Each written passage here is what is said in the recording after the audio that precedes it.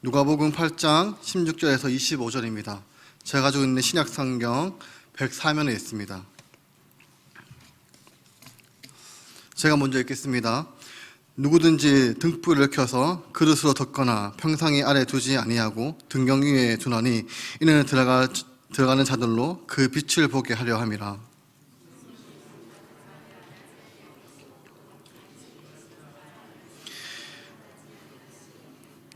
그러므로 너희가 어떻게 들을까 스스로 삼가라. 누구든지 있는 자는 받겠고 없는 자는 그 있는 줄로 아는 것까지도 빼앗기니라 하시니라.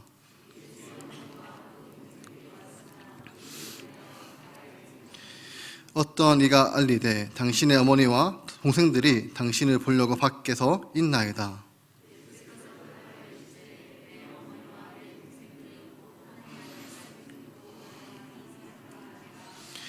하루는 제 아들과 함께 배에 오르사 그들에게 이르시되 호수 저편으로 건너가자 하심에 이에 떠나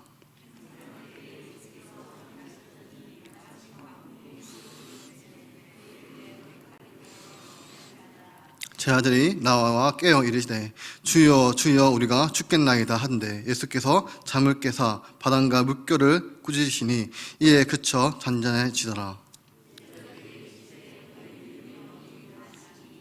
그들이 두려워하고 놀랍게 여겨 서로 말하되 그가 누구이기에 바람과 물을 명하여 순종하는가 하더라. 아멘. 오늘 본문은 16절부터 18절까지 지난주에 함께 살펴본 비유에 관계된 말씀의 결론입니다. 지난주에 내용을 잠깐 설명을 하자면 예수님께서 큰 무리가 몰려올 때 비유로 말씀을 가르쳤습니다. 한 사람이 씨를 뿌리는데 더러는 길가에 떨어지고 또 바위에 떨어지고 그리고 가시떨기에 떨어졌습니다. 그리고 좋은 밭에서 부러졌는데 100배의 결실을 맺게 되었다고 하시면서 귀 있는 자들은 들을지 않으라고 예수님께서 말씀을 하셨습니다. 이 말씀을 들었을 때 많은 사람들은 당혹함을 느꼈을 것입니다. 그런데 제 아들이 예수님께 비유의 뜻을 물어봤습니다. 그때 예수님께서 말씀을 하셨습니다. 하나님의 나라의 비밀을 아는 것이 너희에게 허락이 되었다. 그렇지만 이 말씀을 보아도 보지 못하고 들어도 깨닫지 못하게 하려 함이라고 말씀을 하셨습니다. 그리고 제 아들에게 예수님이 비유로 설명을 하십니다. 길가는 마음, 돌 같은 마음, 가시 같은 마음. 마지막 15절에 좋은 땅에 있는 것은 착하고 좋은 마음으로 말씀을 듣고 지키어 인내로 결심하는 자라고 예수님의 비유의 의미를 설명을 하셨습니다. 그런 다음에 오늘 함께 살펴볼 16절부터 한 번 더 예수님께서 말씀을 가지고 비유를 통해서 감추신 것을 제 아들처럼 예수님을 믿고 또 신뢰하고 있기 때문에 그 문 앞에 나와서 뜻을 묻는 자들에게 예수님은 하나님의 나라의 비유를 가르쳐 주셨습니다. 그렇다면 왜 예수님께서 비유로 하나님의 말씀을 감추셨는가? 그 이유를 한 번 더 16절부터 설명을 하십니다. 이제 16절을 보시면 예수님은 등불을 가지고 설명을 하십니다. 어떠한 사람이 등불을 켰습니다. 과거에 사용했던 이 호둑불과 비슷합니다. 토기 안에 기름을 채워 심지를 넣고 불을 밝히는 도구입니다. 그래서 참 귀한 것이었습니다. 그래서 그릇을 덮었습니다. 그리고 평상은 침대입니다. 그래서 침상 아래 두지 않습니다. 그런 사람들이 어디에 두느냐? 그 등경 위에 둔다는 것입니다. 등경 위에 두는 이유는 이 캄캄한 방을 밝혀 비출 때 방 전체에 빛이 고루 퍼치는 것처럼 이제 들어가는 사람들이 그 빛을 다 볼 수 있습니다. 오늘도 정전이 되면 초를 찾아 초를 받침대 위에 등경에 높은 곳에 불을 비추는 것처럼 누구도 사람들이 빛을 볼 수 있게 합니다. 그런데 17절 말씀을 보시면 예수님께서 숨은 것이 있다면서 분명히 등불을 등경 위에 두어야 하는데 어떠한 사람이 이 등불을 숨길 때가 있다는 것입니다. 이때 이 등불을 숨기는 것은 장차 드러나지 아니할 것이 없다라고 하시면서 이것은 반드시 드러난다는 것입니다. 반드시 드러나기 때문에 어떠한 사람이 숨긴다는 것입니다. 그래서 감추는 것이 장차 알려지고 나타나지 않은 것이 없는데 그러면 이 사람이 감추는 것은 무엇 때문에 감추었을까? 영원히 감추는 상태로 두기 위해서가 아니라 장차 알려주고 나타나기 위해서 그것을 감춘다라고 이렇게 예수님을 말씀하셨습니다. 그래서 이 17절은 예수님께서 10절의 비유의 말씀처럼 저자들에게는 비밀이 허락되었지만 그렇지 않는 사람에게는 이 비유를 감추는 것입니다. 여러분, 감추는 이유는 저자들에게 더 극적으로 더 명확하게 나타나기 위해서 감추신 것이라는 것입니다. 18절의 비유와 관련되는 가르침의 결론입니다. 이에 예수께서 16절과 17절에 주신 말씀을 통해서 볼 때에 그러므로 너희가 어떻게 들을까 스스로 상가해라. 지금 예수님의 말씀을 들을 때에는 내가 어떠한 태도를 가지고 말씀을 들어야 하는지 항상 주의해서 들어야 한다고 이렇게 말씀하시면서 두 종류의 사람을 이야기를 하십니다. 먼저는 누구든지 있는 자는 바를 것이라 이야기를 하십니다. 여기서 이야기하는 것은 이 있는 자는 말씀이 있는 자, 즉 저자들처럼, 그리고 예수님의 비유 속에 나타나는 좋은 땅에 뿌려진 사람들, 착하고 좋은 마음을 가진 사람들처럼 이 말씀을 가지고 있는 사람은 예수님으로부터 더 받겠지만, 없는 자는 예수님의 이 비유에서 세 명의 사람들처럼 분명히 들었지만 마음이 길가나 바위 위나 가시떨기 같은 사람들은 말씀을 받지만 그 말씀을 자기의 것으로 만들지 못합니다. 그래서 말씀이 없는 자는 있는 줄로 자기가 생각하는 것까지도 다 빼앗기게 된다고 이렇게 예수님께서 이제 결론을 내리셨습니다. 예수님께서 우리에게 주시는 교훈은 결국 이 들을 때, 말씀을 들을 때 어떻게 들을지 조심히 들어야 한다는 것입니다. 말씀이 없는 자가 아니라 말씀이 있는 자가 되어라 라고 이렇게 설명을 하셨습니다. 그렇다면 우리는 여러분 어느 쪽이십니까? 말씀이 있는 자이십니까? 없는 자이십니까? 지난주에 말씀을 들으셨는데 기억이 나십니까? 갑자기 머리가 멍해지면서 앞에 목사님이 뭔가를 얘기를 하신 것 같은데 그렇게 어떤 생각이 드십니까? 여러분, 우리가 지난주에 씨 뿌리는 비유에 대해서 말씀을 드렸습니다. 여러분, 우리가 말씀이 있는 자가 되려면 제가 볼 때는 복습이 꼭 필요합니다. 말씀을 들을 때 꼭 집에서 가셔서 복습을 해야 하고, 성경을 가까이 할 수 없는 시간이 많이 없다면 주일 설교나 또 주일 오후나 또 금요 기도회 때 이 설교 말씀 중에 부딪히는 한 구절 아니면 은혜 받은 이 한 구절이라도 계속해서 하루 한 번 정도는 복습을 하셔야 합니다. 복습을 해야 어떻게 되느냐? 말씀이 없는 자가 아니라 있는 자가 될 수 있습니다. 우리가 이 시간에 말씀을 듣고 있는 이때는 이해가 하는 것 같습니다. 하지만 우리가 집에 가서 복습을 해서 자기의 것으로 만들어야지 우리의 어떠한 상황이 조금 변화가 일어나도 얼마든지 해결할 수 있는데, 복습과 훈련과 노력을 해야 하는데 그것이 빠지니까 아무리 그 시간에 잘 깨달아도 결국 말씀이 있는 자가 될 수 없는 것입니다. 여러분, 여기서만 깨달아서 좋아하는 것이 아니라 꼭 하루에 한 번 정도는 복습을 하면 좋겠습니다. 저는 지난주에 말씀에서 이 좋은 땅에 있는 것은 착하고 좋은 마음으로 말씀을 듣고 지키어 인내를 결실하는 자, 그리고 앞에 비유를 통해서 100배의 결실을 묻는 자를 묵상을 하면서 저는 오늘도 설교를 할 때 하나님의 말씀의 역사가 나타나게 해 주시옵고, 말씀을 전하는 내가 능력이 있는 것이 아니라 말씀 자체가 능력이 있으오니 하나님 말씀의 능력이 나타날 수 있도록 도와주시옵소서. 늘 설교할 때마다 이 시간에 말씀을 붙잡고 기도합니다.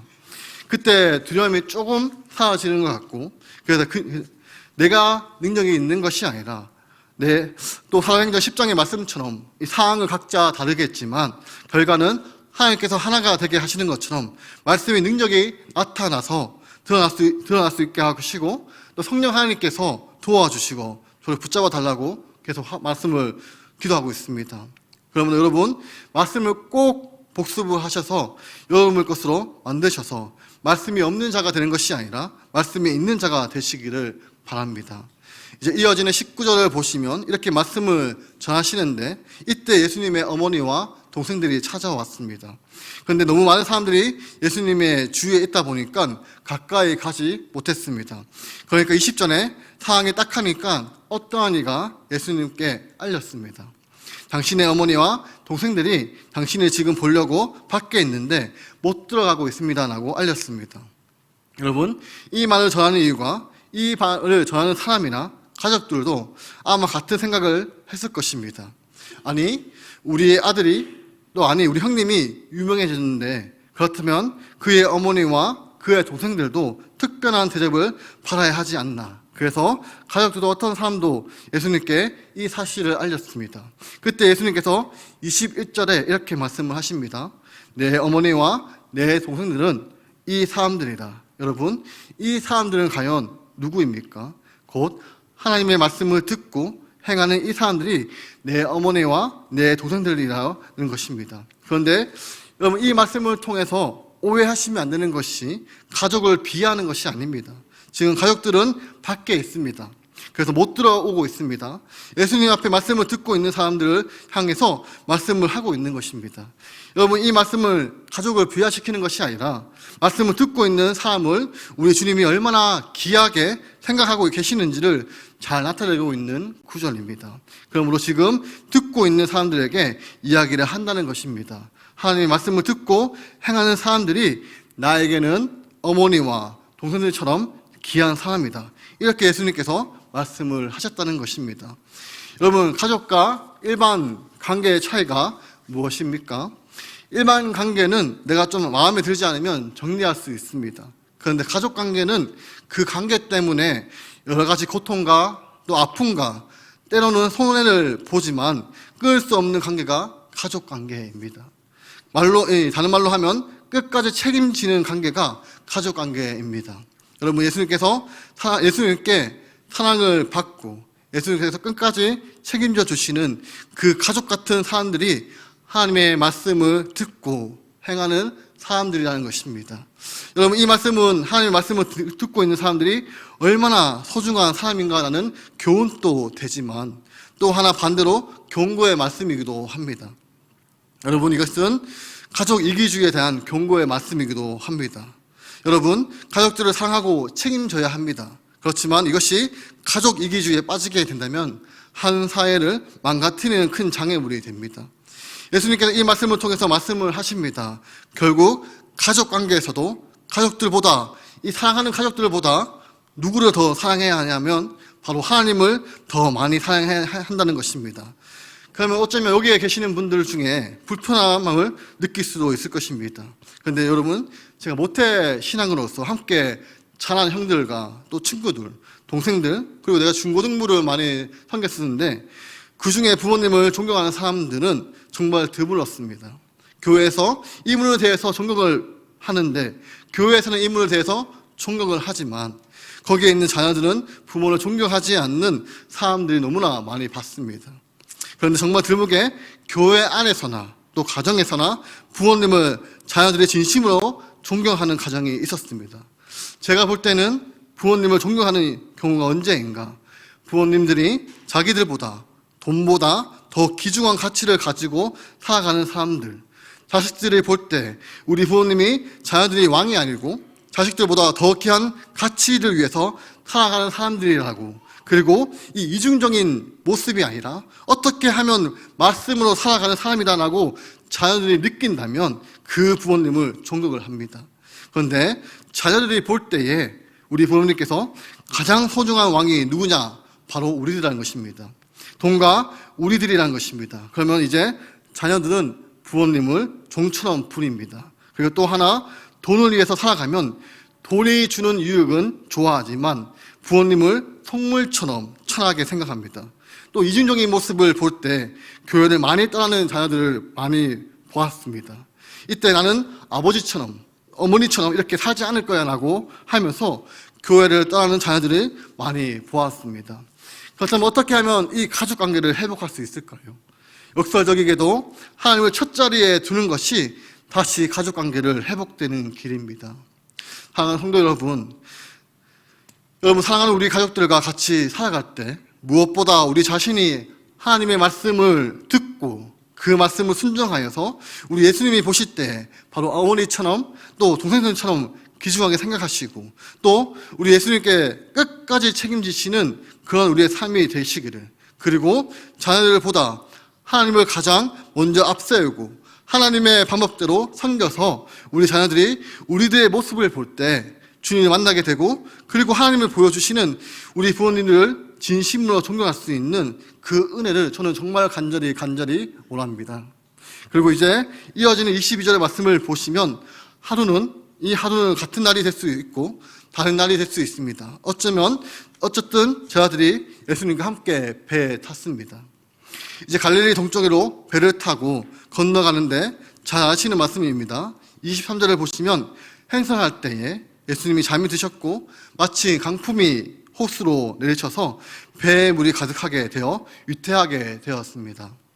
여러분 23절에 보시면 대조적인 두 장면이 보게 됩니다. 잠들어 계신 예수님과 강풍이 몰아쳐서 배에 물이 가득해서 위태해진 제 아들. 바로 이런 상황에서 24절을 보시면 제 아들이 예수님을 깨우게 됩니다. 예수님께 나와서 깨우면서 주여 주여 우리가 죽겠습니다. 그리고 다른 복음서를 보면은 우리가 죽게 된 것을 안 돌아보십니까? 이렇게 원망조로 말을 합니다. 그러니까 예수님이 잠에서 깨셨습니다. 예수님이 잠을 깨시고 바람과 물결을 꾸짖었습니다. 그때 잔잔하게 되었습니다. 여기서 꾸짖었다.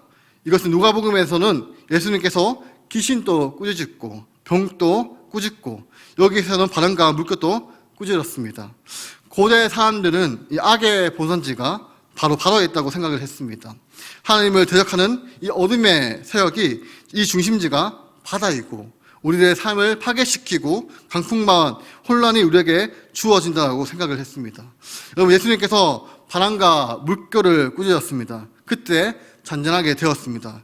여러분 이렇게 말씀이 끝날 수도 있습니다. 이렇게 끝날 수도 있는데 25절을 보시면 예수님께서 제 아들에게 이렇게 말씀하십니다.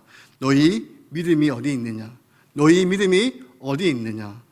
그러니까 그들이 두려워하고 놀랍게 여겨 서로 말하되 도대체 누구에게 바람과 물이 순종하는가? 이렇게 그들이 두려워하고 놀라게 됩니다. 여러분 이 말씀을 볼 때 예수님을 따라갔습니다. 우리가 예수님을 따라갔습니다. 순종했습니다.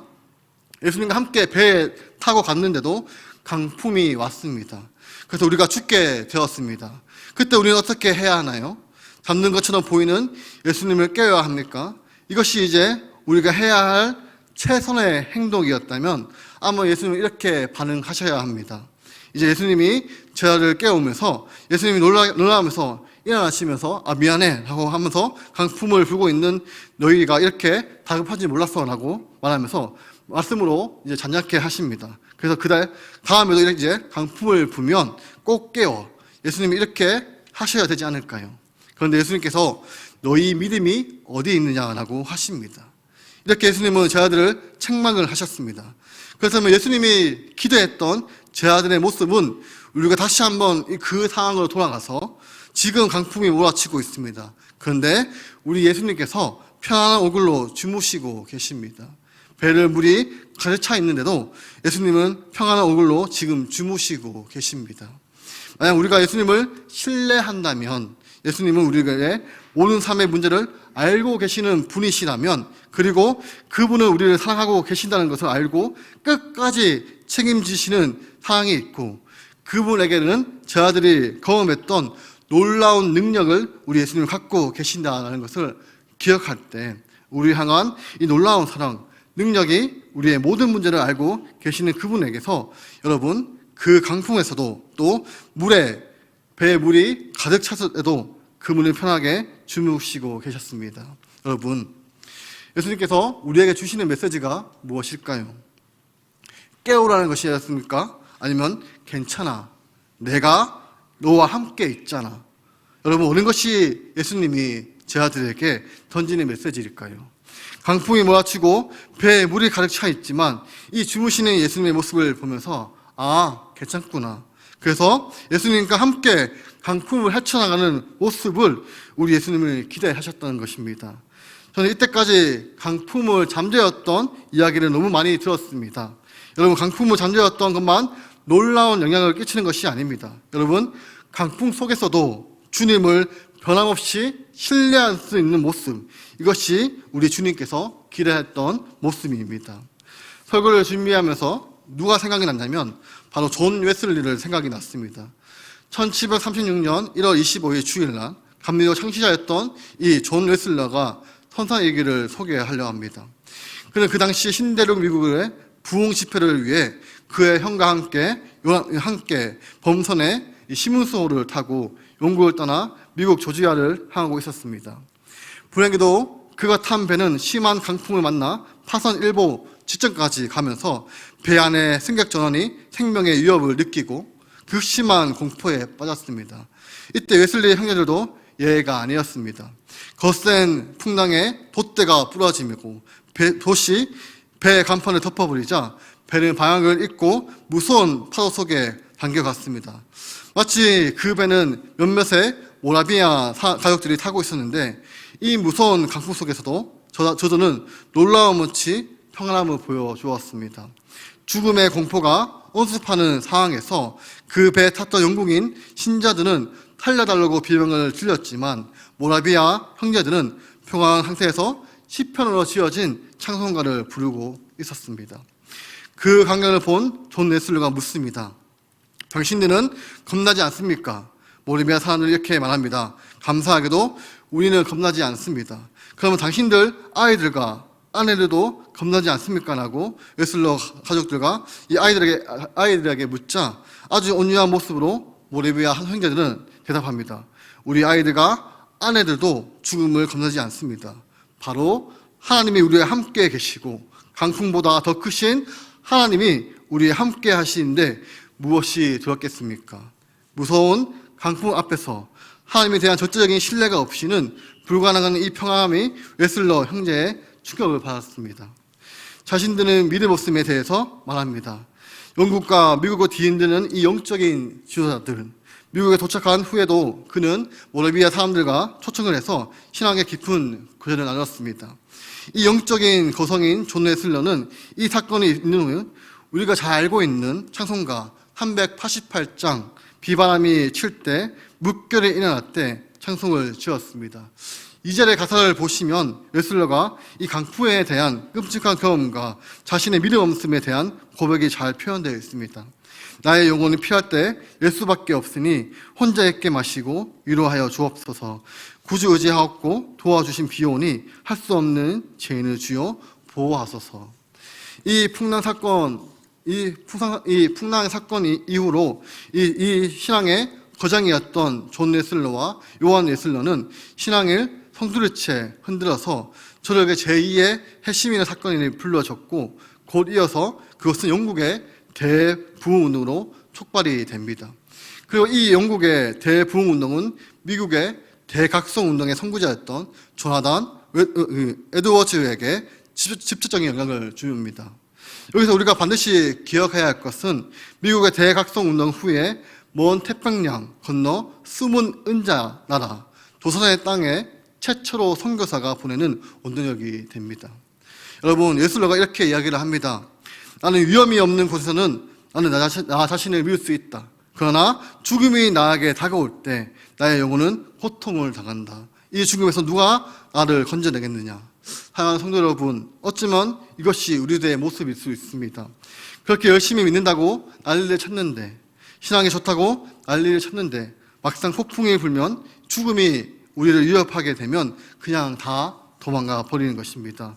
그런데 그 모리아 사람들이 함께 하시는 하나님을 깊게 신뢰했기 때문에 이 죽음과 같은 강풍 가운데서 하나님을 믿고 신뢰했습니다.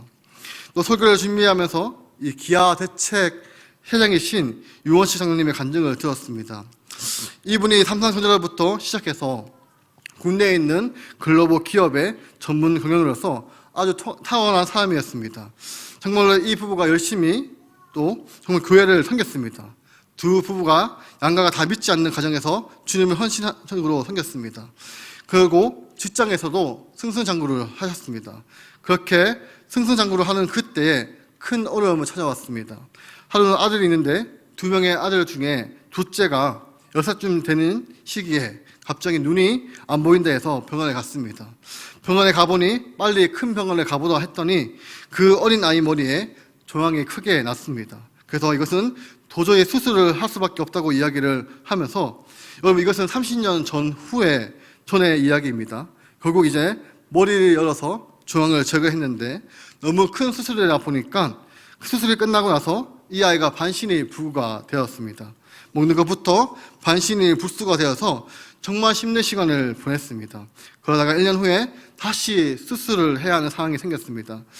그래서 이 부부가 정말로 하나님 앞에 새벽마다 필사적으로 하나님께 기도를 했는데 그때 하나님께서 장로님을 찾아오셔서 놀라운 약속의 말씀을 주셨습니다.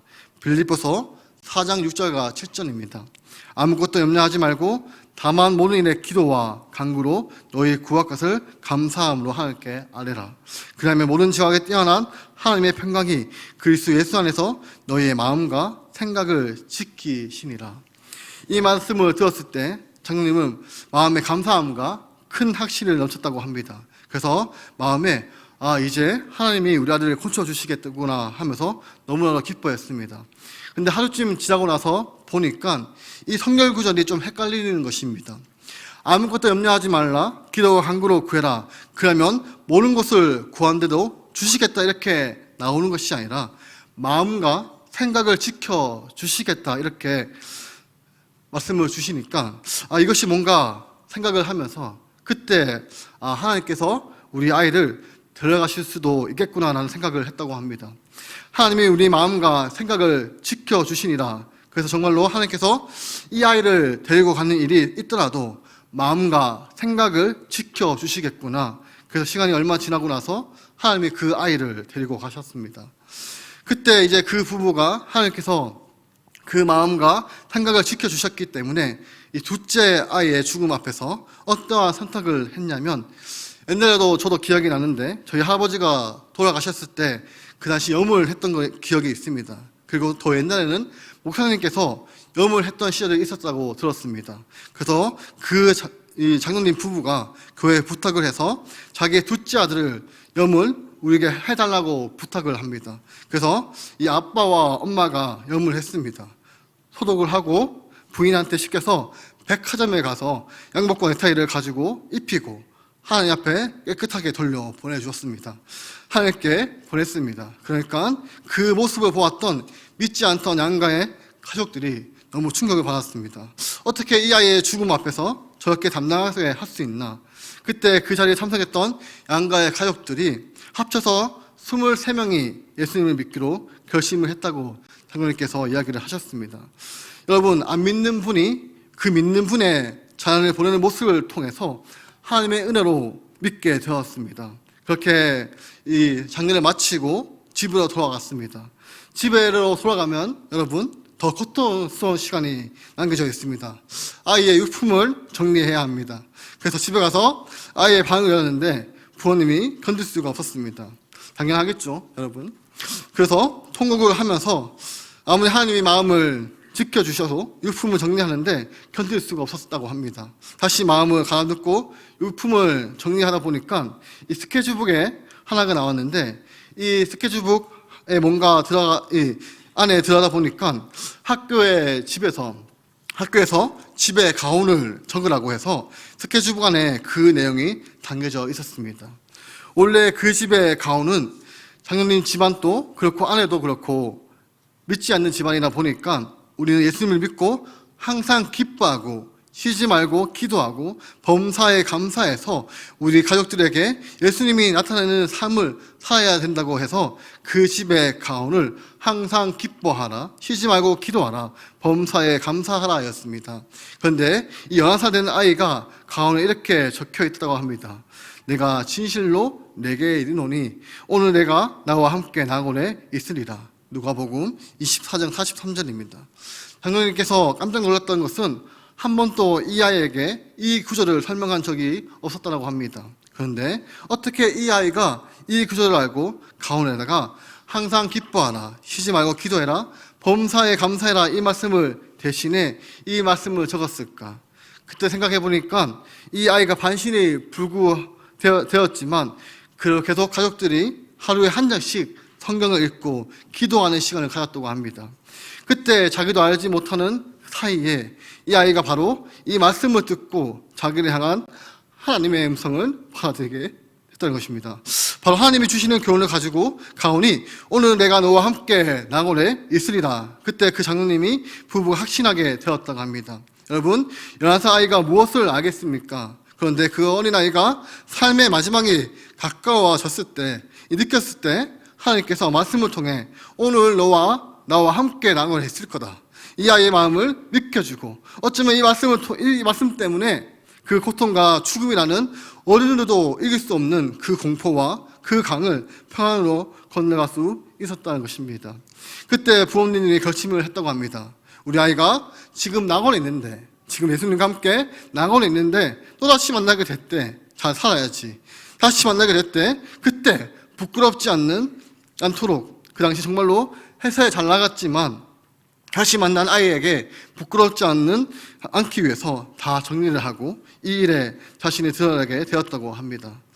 여러분, 이 폭풍, 아이를 살리는 것도 하나님의 영광이 되겠지만, 여러분, 이 아이가 주의 말씀을 붙잡고 죽음을 일하는 각을 건너서 바로 낙원에서 예수님과 함께 있게 되는 모습, 폭풍 속에서도 주님을 끝까지 신뢰하는 것이 얼마나 놀랍고 영광스러운지 모르겠습니다. 오늘 말씀을 요약하는 찬양의 가사가 이렇게 시작하는데 한번 들어보시기 바랍니다. 내가 허락하신 시련을 통해 나의 믿음 더욱 강하게 자라나고 험한 산과 골짜기 지나는 동안 주께 더 가까이 나를 이끄시네. 내가 걷는 시험이 어렵고 힘겨워도 내 주님보다 크지 않네. 내 앞에 바다가 갈라지지 않으며 죽어나로 바다 위에 걷게 하리. 나는 믿네. 주의 능력으로 내 삶 새롭게 되리. 나는 믿네. 주의 능력으로 담대히 나아가리라. 주와 함께 싸워 승리하리라. 날마다 믿음으로 나 살아가리라. 아멘. 여러분, 우리의 삶에 폭풍이 잠재울 수 있는 일도 중요하지만 더 중요한 것은 그 폭풍 속에서도 주님을 변함없이 신뢰하는 사람들이 되는 것입니다. 우리의 삶에 뜻대로 되지 않아도 여러분, 하나님께서는 분명한 뜻이 가지고 계십니다. 하나님께서는 다 알고 계십니다. 그래서 내 삶이 내 뜻대로 되지 않고 끊임없이 폭풍이 온다 할지라도 여러분, 이때 예수님을 신뢰할 수 있는 이 거친 세상에서 살면서 말씀이 있는 자로, 그리고 믿음이 있는 자로 살아가시는 저와 우리 구미동부교회 성도 여러분들이 되시기를 소망합니다. 기도하겠습니다. 하나님 아버지, 거친 세상을 살아갑니다. 말씀이 있는 자로 살아가게 하시고 믿음이 있는 자로 살게 하여 주옵소서. 내 앞에 폭풍이 잠재해지지 않을지라도 그 폭풍 속에서 폭풍보다 더 크신 주님을 신뢰하며 살아가게 하여 주옵소서. 하나님, 짧은 삶을 마무리하고 나면 우리는 주님과 함께 영원한 낙원에 이르게 됩니다. 우리의 삶이 하나님께 영광이 되고 많은 사람들을 복되게 인도하여 주님을 만나게 하여 주옵소서. 그리고 늘 우리의 가정에 천만리가 되게 하시고 늘 주님의 말씀을 뜻대로 살아가는 귀한 가정들이 되게 하여 주시옵소서. 예수님의 이름으로 기도드립니다. 아멘. 이제는 주 예수 그리스도의 은혜와 하나님의 사랑하심과 성령의 교통하심이 거친 세상에서 말씀이 있는 자로, 믿음이 있는 자로 살아가는 우리 구미동부교회 성도 위에 영원토록 함께 있을지어다. 아멘.